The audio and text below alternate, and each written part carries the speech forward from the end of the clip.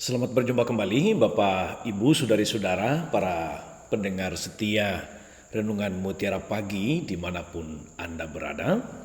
Apa kabar Anda hari ini? Semoga semuanya tetap sehat, rohani jasmani, dan boleh menikmati waktu yang Tuhan berikan dengan penuh berkat. Sekaligus untuk saudari-saudara semuanya selamat berakhir pekan hari ini. Saya Roh Agus CSSR mengajak Bapak Ibu Saudara-saudari merenungkan hari ini Sabtu 6 Maret Injil Lukas bab 15 ayat 1 sampai 3 dilanjutkan ayat 11 sampai 32. Dalam nama Bapa dan Putra dan Roh Kudus. Amin. Para pemungut cukai dan orang-orang berdosa biasa datang kepada Yesus untuk mendengarkan Dia. Maka bersungut-sungutlah orang-orang Farisi dan ahli-ahli Taurat. Katanya, ia menerima orang-orang berdosa dan makan bersama-sama dengan mereka. Maka Yesus menyampaikan perumpamaan ini kepada mereka.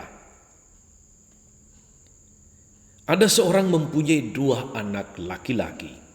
Kata yang bungsu kepada ayahnya, "Bapa, berikanlah kepadaku bagian harta milik kita yang menjadi hakku." Lalu ayahnya membagi-bagikan harta kekayaan itu di antara mereka. Beberapa hari kemudian anak bungsu itu menjual seluruh bagiannya itu, lalu pergi ke negeri yang jauh.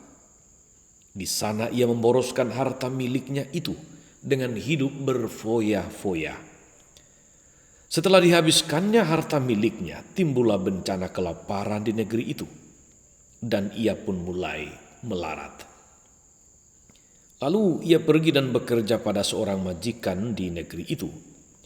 Orang itu menyuruhnya ke ladang untuk menjaga babi, lalu ia ingin mengisi perutnya dengan ampas yang menjadi makanan babi itu, tetapi tak seorang pun yang memberikannya kepadanya.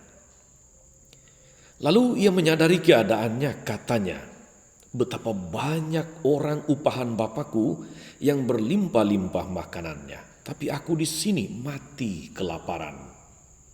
Aku akan bangkit dan pergi kepada Bapakku dan berkata kepadanya, Bapa, aku telah berdosa terhadap surga dan terhadap Bapa. Aku tidak layak lagi disebut anak Bapa.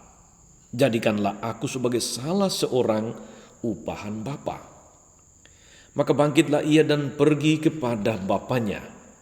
Ketika ia masih jauh, ayahnya telah melihat dia, lalu tergeraklah hatinya oleh belas kasihan.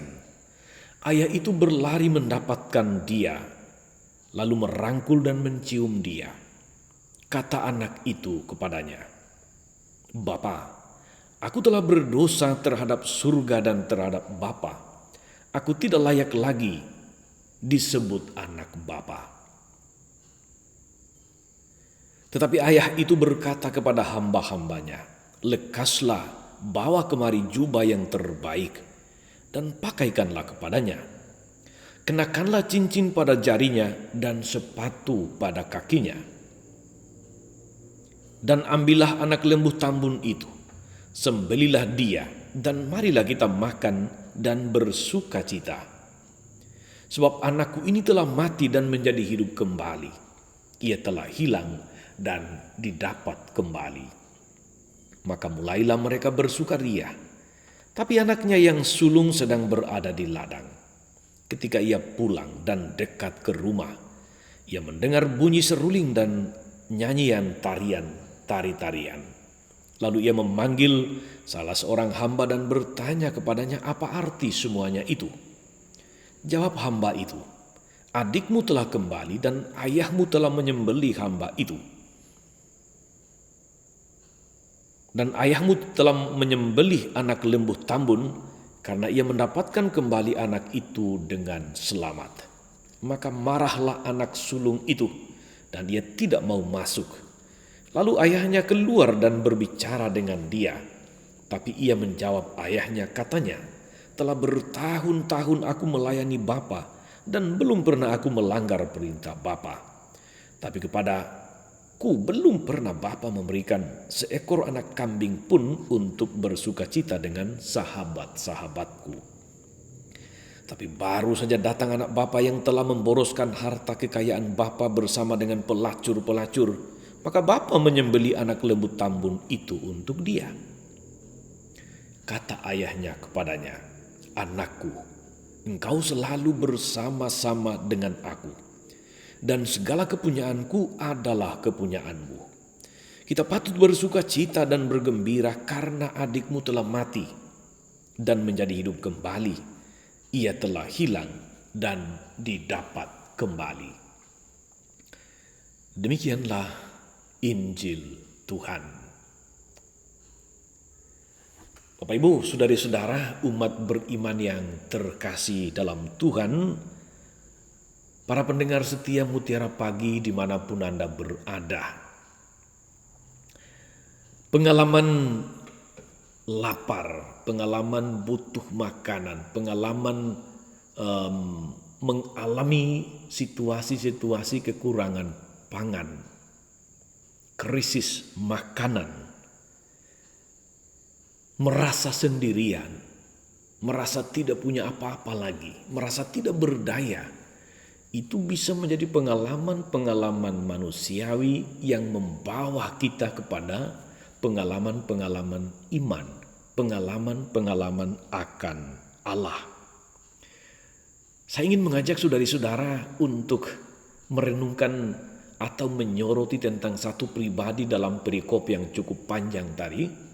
Seringkali judulnya disebut sebagai kisah anak yang hilang, tapi sebetulnya judul yang seharusnya adalah kisah bapa yang baik hati. Saudari-saudara, umat beriman terkasih, pendengar setia Mutiara Pagi yang diberkati Tuhan, anak bungsu dalam Injil tadi mengalami pengalaman seperti itu. Dan pengalaman dari kelimpahan, mendapatkan harta warisan, kemudian hidup berfoya-foya dan segalanya habis, sampai dia tidak punya apa-apa lagi, sampai dia bahkan untuk makan saja dia harus makan ampas yang menjadi makanan babi. Itu mengantar dia kepada sebuah kesadaran bahwa bapaknya memiliki segala-galanya, bahwa tidak seharusnya dia mati kelaparan. Sebuah pengalaman manusiawi yang mengantar kepada pengalaman iman, pengalaman akan Allah. Kesadaran ini yang mendorong dia untuk kemudian bangkit. Dia menemukan kekuatan untuk pulang ke rumah dan memohon ampun kepada bapaknya. Bahkan kalau bapak tidak menerima dia sebagai anak, tetapi sekurang-kurangnya diterima sebagai hamba, itu adalah sebuah perasaan luar biasa dari punya segala sesuatu, dihabiskan dengan berfoya-foya, kemudian tidak mempunyai apapun, membangkitkan kesadaran untuk kembali pulang ke rumah, kembali kepada Bapa. Apa yang dia terima, saudari-saudara, kita dengar, bahkan kita sudah hafal sepanjang masa, sepanjang Anda menjadi orang Katolik. Anak bungsu itu bukannya ditolak atau diusir. Anak bungsu itu bukannya dimarahi, tetapi bapaknya menyambut dia dengan penuh sukacita. Lihat apa yang dilakukan bapaknya, saudara-saudari. Anak itu disambut dengan rangkulan penuh kasih bapa yang tadi kehilangan anaknya. Dan kemudian bapa memerintahkan supaya dia diberi 4 hal. 4 hal. Yang pertama, sepatu, kemudian baju, cincin, lalu kemudian dipestakan. 4 hal ini ya. Jadi pertama dipakaikan pakaian yang bagus, sepatu pada kaki, cincin pada jari, dan kemudian pesta merayakan kepulangan anak itu. Saudara-saudari, apa makna di balik pemberian-pemberian Bapa untuk anak yang, kalau boleh kita katakan anak yang berdosa, anak yang boleh dikatakan durhaka, tapi kemudian punya hati untuk kembali. Mari kita lihat satu persatu Bapak Ibu Saudara-saudari. baju baru. Apa artinya kalau dikatakan pakaikan baju yang baru yang terbaik untuk anak itu? Sebetulnya baju itu adalah simbol kepantasan, simbol manusia baru. Kita merasa pantas kalau kita berpakaian yang baik. Kalau berjumpa orang tidak mungkin kita tidak memakai baju. Apalagi kembali ke rumah di tengah keluarga, kita pasti menggunakan pakaian yang pantas. Itu yang menjadi makna di balik pemberian pemakaian baju yang baru kepada anak bungsu tadi. Dia diterima dengan kepantasan. Dia harus pantas di hadapan bapaknya yang punya segala sesuatu. Dia tidak dibiarkan. Kemudian juga dipakaikan sepatu. Sepatu itu kita tahu saudara-saudari adalah pijakan. Supaya kita tidak menjadi kaki tidak kotor atau terluka dan sebagainya. Tetapi pijakan di sini berarti pijakan hidup, fondasi, dasar untuk hidup. Pakaikan sepatu yang baru pada kakinya. Jadi dengan memakai sepatu kita merasa aman, kita tidak perlu takut nanti terluka, tidak perlu takut bahwa kaki kita akan barangkali akan terkena sesuatu yang berbahaya, paku, beling, atau terluka karena duri dan sebagainya. Jadi ini simbol sepatu punya makna. Kemudian ada cincin. Cincin itu adalah tanda perjanjian yang tak terputuskan. Kalau Bapak Ibu Saudara-saudari, para suami istri menikah selalu ada pemakaian cincin di sana. Dan cincin itu bentuknya bulat. Tidak berawal, tidak berujung, yang menyimbolkan cinta sejati, cinta yang tidak memiliki akhir, tapi juga menyimbolkan kesetiaan yang tak berujung. Demikian anak ini diberi cincin oleh bapaknya, dipakaikan cincin bahwa dia diterima untuk selamanya. Dan bapak tidak memberikan syarat, kamu akan menjadi anak bapak kalau kamu mulai sekarang sopan, tidak. Dipakaikan cincin itu tanda dia diterima sebagai anak kembali. Dan yang terakhir ini puncaknya adalah diadakan pesta perjamuan. Perjamuan itu selalu melambangkan sukacita, melambangkan damai, kegembiraan yang luar biasa. Saudari-saudara, umat beriman terkasih dalam Tuhan, inilah sukacita yang besar di surga yang terjadi kalau kepada Tuhan ada anak-anaknya yang pulang, ada anak-anaknya yang kembali, ada anak-anaknya yang bertobat. Itu yang akan kita terima kalau kita mempunyai kesadaran ini. Tuhan memakaikan kita baju yang baru, sepatu pada kaki, cincin pada jari, dan dipestakan. Yang melambangkan sukacita besar di surga, karena Tuhan tidak memperhitungkan lagi masa lalu kita. Tuhan tidak memperhitungkan dosa-dosa kita. Kita dipakaikan pakaian yang pantas. Pantas kembali menjadi anaknya.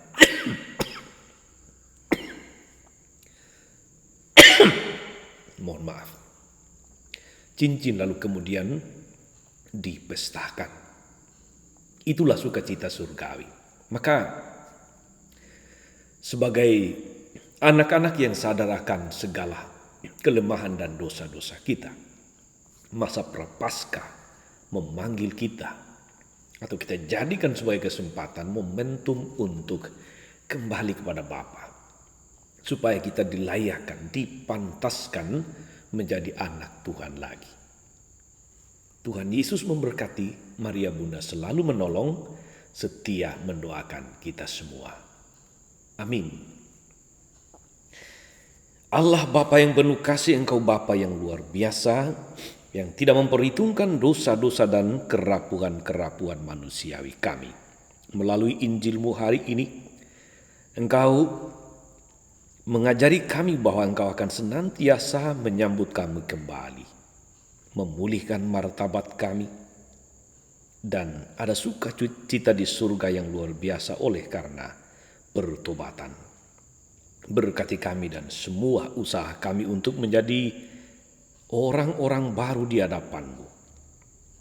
Kami berdoa secara khusus ya Bapa akan Paus kami, Paus Fransiskus yang mengadakan kunjungan ke Irak. Berkatilah Paus, semoga senantiasa sehat, kunjungan berjalan dengan baik dan lancar, membawa pesan-pesan persaudaraan dan perdamaian bagi dunia Timur Tengah dan dunia pada umumnya. Ingatlah juga ya Bapa akan hamba-Mu Tuti Bean yang merayakan ulang tahun, berkati dia dengan berkat rohani dan jasmani yang dia harapkan teristimewa, berkat kesehatan yang dia rindukan, dia harapkan pada saat-saat ini. Ingatlah dengan penuh kasih akan hamba-Mu Suster Maria Sakaria yang menjadi korban kebakaran biara. Semoga Engkau boleh menyambut dia di surga dan boleh berbahagia bersama-Mu. Ingatlah kami semua ya Bapa yang sepanjang masa tobat ini berusaha melihat diri kami, tapi juga memandang Engkau yang penuh kasih. Semoga kami boleh memiliki hati yang mau berbalik kepadamu, menyadari dosa-dosa dan kelemahan kami, dan boleh kembali Kau layakkan, Kau pantaskan menjadi anak-Mu yang terkasih. So Engkaulah Tuhan dan pengantara kami sepanjang segala masa. Amin.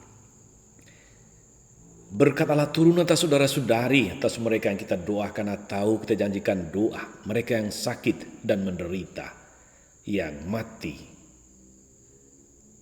Segala rencana, karya dan pelayanan kita sepanjang hari ini, Bapa dan Putra dan Roh Kudus.